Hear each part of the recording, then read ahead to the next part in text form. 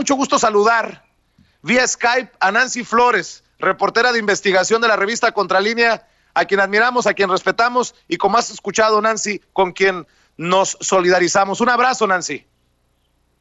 Muchas gracias, Vicente, a ti y a tu auditorio, que sé que es bastante. Oye, Nancy, pues ¿cómo están los ataques? ¿Qué es lo que les han dicho las autoridades? Cuéntanos de qué se trató este ataque y si ustedes lo están tratando de digerir, como lo estoy mencionando, como una muestra de que se están tocando, se están pisando los callos con las investigaciones que están publicando.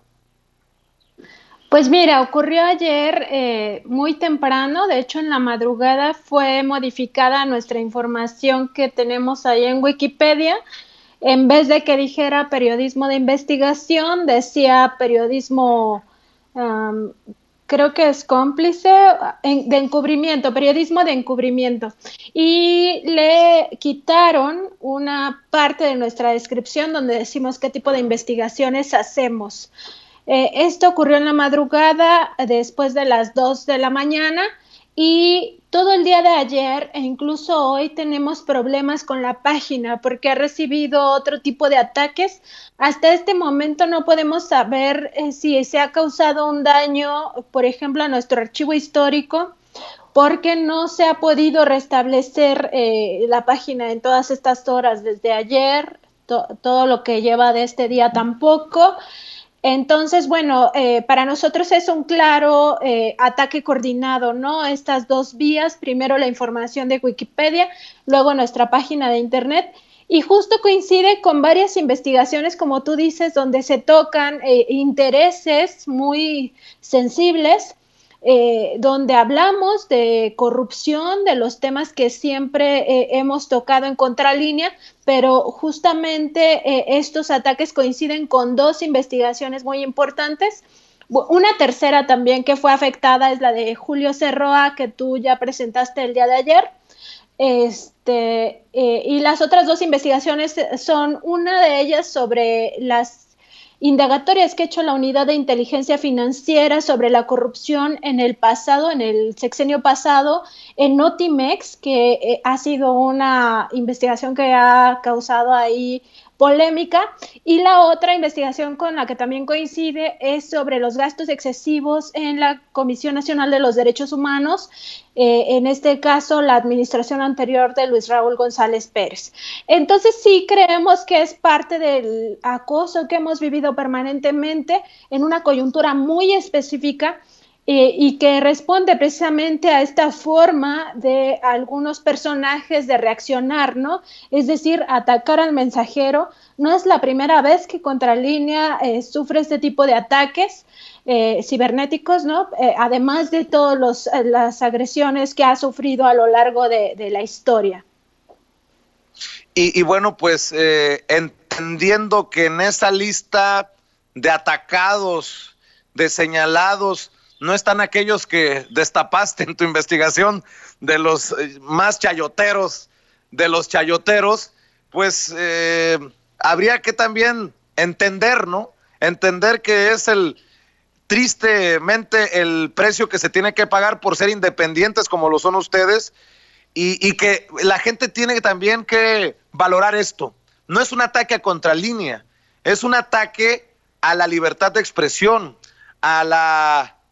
al derecho de la gente de estar informada y de informarse de todo esto que están ustedes destapando, Nancy.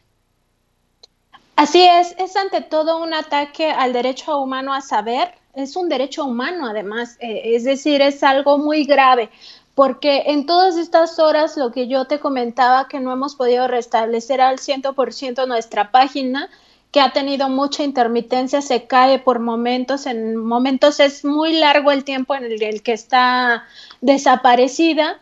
Esto implica que muchas personas que quisieran estarse informando a través de nuestro medio, pues no lo pueden hacer. Y eso no solamente afecta al equipo de Contralínea, sino como tú bien dices, afecta a todos aquellos que quieren obtener esta información, que además es una información siempre documentada. Contralínea no publica cosas que no estén documentadas, siempre buscamos hacer un periodismo serio que responda a los intereses de la sociedad, con mucha responsabilidad social. Entonces, pues sí, en efecto, no se trata de Contralínea, es del derecho de todos a saber. Y por otra parte, bueno, se da en un contexto donde otros periodistas también, otros medios, incluso sin censura, pues también han estado sufriendo esto, ¿no? Es decir, este tipo de ataques que vienen de las personas que se sienten agraviadas en sus intereses, que recurren a estas circunstancias para frenar las investigaciones periodísticas. Sin embargo, bueno, yo lo que diría es que Contralínea a lo largo de su historia ha resistido este tipo de ataques y otros mucho más graves, y en ese sentido pues estamos listos para seguir resistiendo y seguir informando a la sociedad, porque eso es lo que realmente nos mueve. Sin afán de amarrar navajas, pero ya me conoces que no me guardo ni una sola, Nancy. ¿Ya se solidarizó la élite del periodismo mexicano con ustedes? Pues sí que eres una amarranavajas. Pues es que yo sé. Ahí algunos sí se han solidarizado, pero bueno, yo pienso que no es la élite o no es de los que tú estás hablando en este momento. Y por supuesto que ellos nunca se solidarizan, ¿no? O se solidarizan entre ellos cuando algo les pasa, si es que les llega a pasar. Pero tampoco es lo que nos importa, o sea, a nosotros no nos mueve tampoco que esos grandes medios o esos periodistas que tienen nombre, aunque no prestigio, tal vez, se solidaricen con nosotros. No, por supuesto que no. El tema es, en este momento, más bien visibilizar una situación que nos ocurrió, que afecta a la sociedad en su conjunto y que tiene que resolverse. Las autoridades tienen que investigarla. Nosotros ya metimos una denuncia ante el mecanismo de protección a periodistas del que somos beneficiarios, porque tenemos las medidas cautelares dictadas por la Comisión Interamericana de Derechos Humanos, y también estamos junto, más bien, la Comisión Nacional de los Derechos Humanos está dándonos acompañamiento para que la Fiscalía General de la República tome este caso como los que ya tiene de nosotros e investiguen, ¿no? Y estamos también ya en un momento de contactar a la Policía Cibernética para que se dé con los responsables, porque como tú decías, Vicente, este tema de afectar el derecho a la información, la libertad de expresión, pues es grave. Y en ese sentido nosotros creemos que no tiene que quedar impune, porque la impunidad lo que genera es un ambiente propicio para que este tipo de ataques continúen. Y eso no nos parece que sea lo más apropiado. Así es. Déjame ir a las notas, a las investigaciones que tú has firmado. Tú firmaste, de hecho, la investigación de la cloaca, de la porquería que había en Notimex en el sexenio pasado, ¿correcto? Discúlpame porque no te escuché la pregunta. Sí, a ver, nada más regresando a las investigaciones que han publicado, tú firmaste la investigación del cochinero que había en Notimex en el sexenio pasado, ¿verdad? Yo hice esa investigación, sí, es por dos vías. Una de ellas es el análisis que ha hecho ya muy pormenorizado la Unidad de Inteligencia Financiera sobre las cuentas tanto de Notimex como del propio sindicato que dirigía Conrado García, y de ahí se desprende la conexión con 22 ex trabajadores de Notimex, entre ellos directivos, pero también reporteros y editores. Están en esa lista de 22 personas a las cuales les han dado un seguimiento puntualísimo, no solamente a sus cuentas bancarias, sino también a 3 propiedades. Ahí en la investigación se habla de 3 propiedades, y a los gastos y viáticos que han tenido, porque muchos de ellos viajaron con cargo al erario. 9 son, digamos, de cargos como de reporteros y y editores, y el otro es Conrado García directamente, quienes viajaron al extranjero en varias ocasiones, causando un gasto muy oneroso a la agencia y al parecer sin justificación. Entonces, en esta investigación que tiene la Unidad de Inteligencia Financiera se presume una especie de estructura como la que opera en la organización criminal, en el crimen organizado.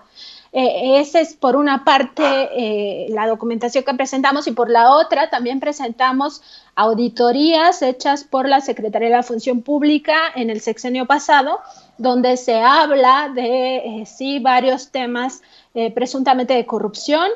Entre ellos, bueno, se describe perfectamente cómo muchos de los trabajadores anteriormente en esa agencia de noticias del Estado mexicano no tenían ni siquiera el perfil académico para estar en los cargos que desempeñaban. En otro caso, bueno, habla del dispendio total que había en las corresponsalías extranjeras.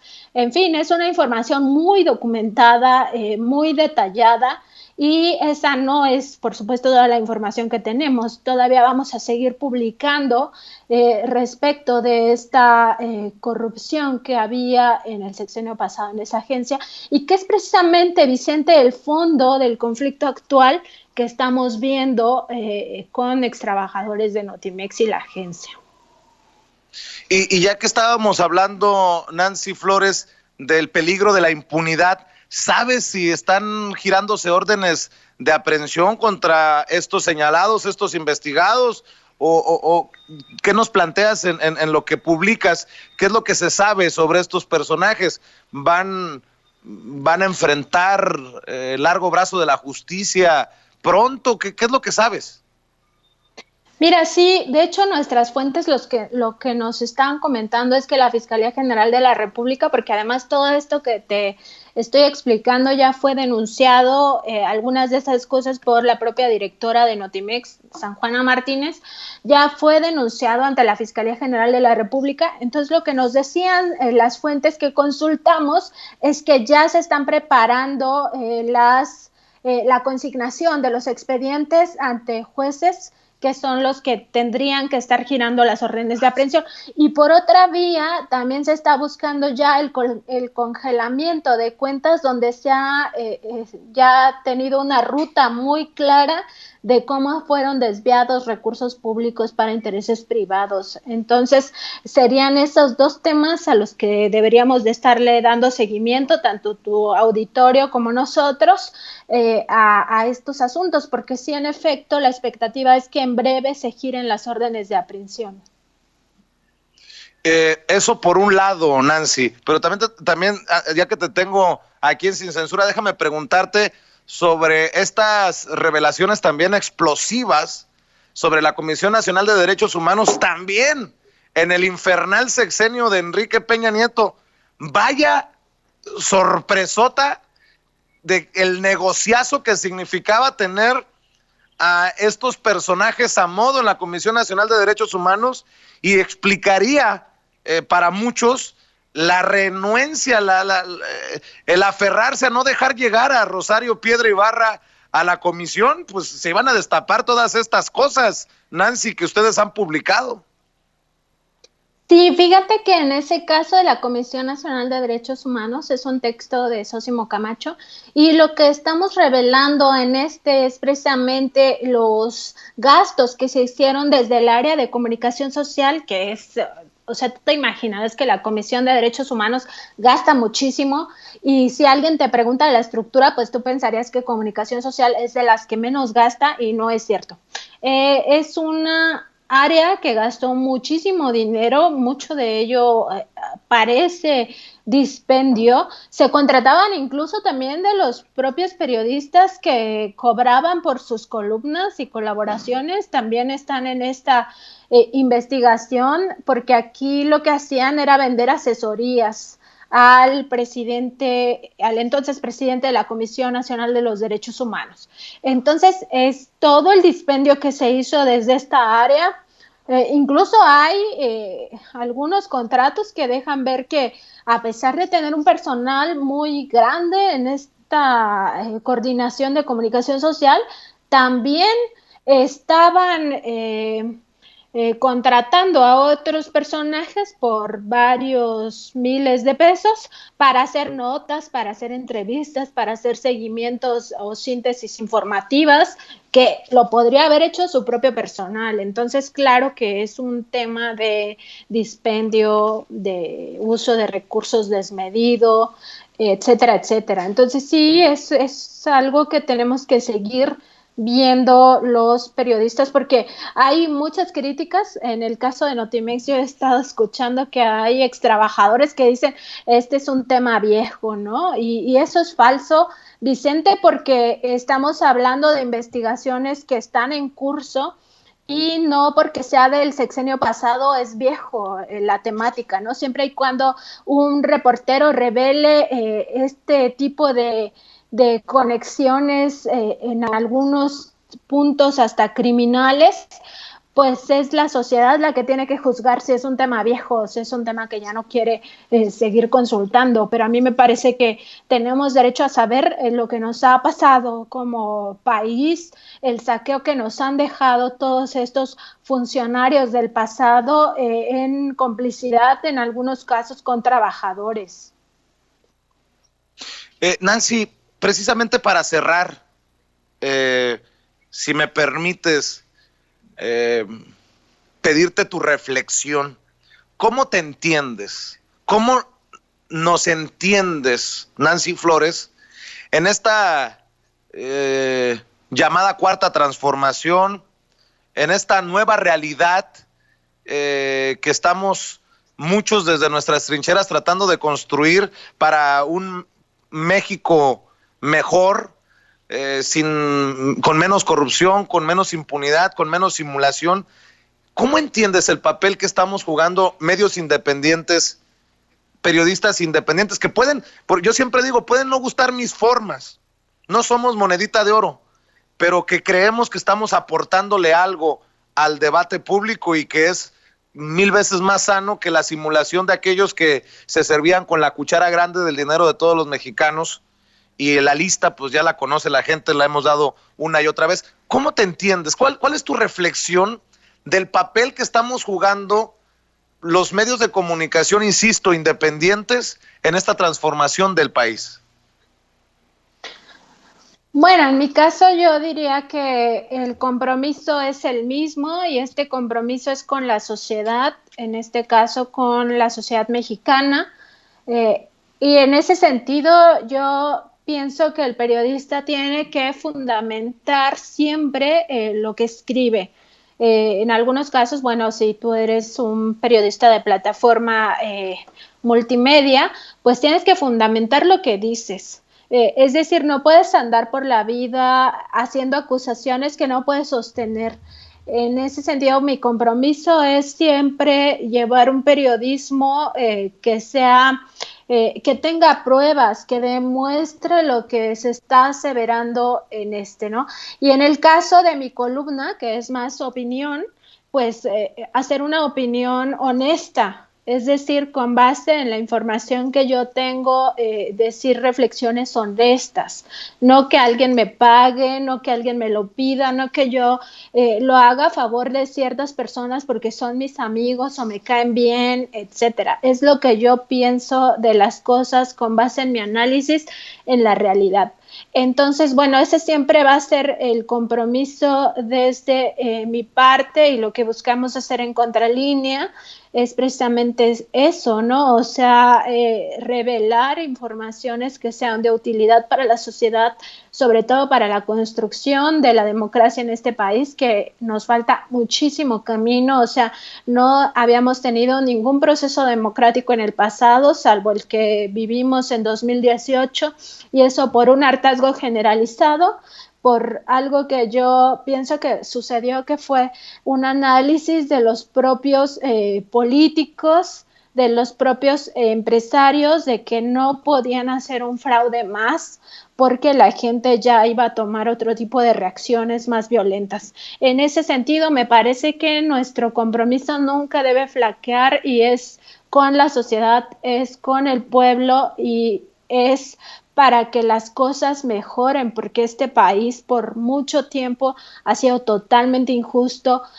Tan solo ver en la desigualdad que existe, si uno va a los municipios de Chihuahua, los que en su cabecera municipal son muy ricos, pero se va a la Sierra Tarahumara, ahí mismo se ve la desigualdad de lo que estamos hablando, gente viviendo literalmente en cuevas en vez de casas porque no tienen ni siquiera para construir sus casas, o si te vas a Chiapas, a Oaxaca, a las zonas más pobres de Puebla, de Guerrero, etcétera.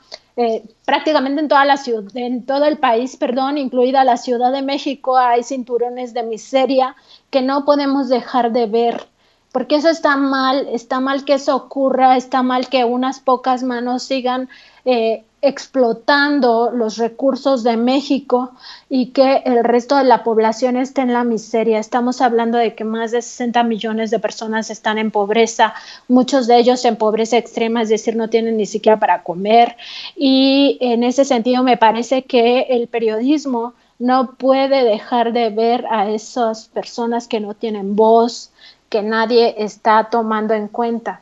Y ese es nuestro compromiso, o sea, siempre viendo hacia la sociedad para que tengamos un país mucho más justo, o más bien justo, porque hasta ahora no ha habido justicia. Me da mucho gusto que te des el tiempo de acompañarnos, Nancy. Espero que tengamos más oportunidad de dialogar, que aquí están los micrófonos, las cámaras abiertas de Sin Censura para apoyarlos en lo que se necesita, y por favor te pido que se lo hagas extensivo, que le llegue el mensaje al maestro Miguel Vadillo, a quien has escuchado. Yo le tengo mucha gratitud, lo respeto, lo admiro, y pues creo que te has enterado. Lo mismo he dicho de ti una y otra vez. Te admiramos, te respetamos, y no están solos. Somos independientes, pero no somos islitas en el océano. Somos muchos los que los admiramos y estamos siempre a la orden, Nancy. Muchas gracias, Vicente, y también a todo tu auditorio y a todo tu equipo, que yo sé que se han solidarizado no solamente en esta ocasión, sino en varias que hemos recibido ataques. Y bueno, también nosotros con ustedes, por supuesto que siempre estamos muy pendientes de lo que les sucede y también de lo que ustedes están comentando. Muchas gracias. Te mandamos un abrazo, y que nadie nos calle, que nada nos doble, y estamos a la orden. Gracias, Nancy Flores. Espero que regreses muy pronto a Sin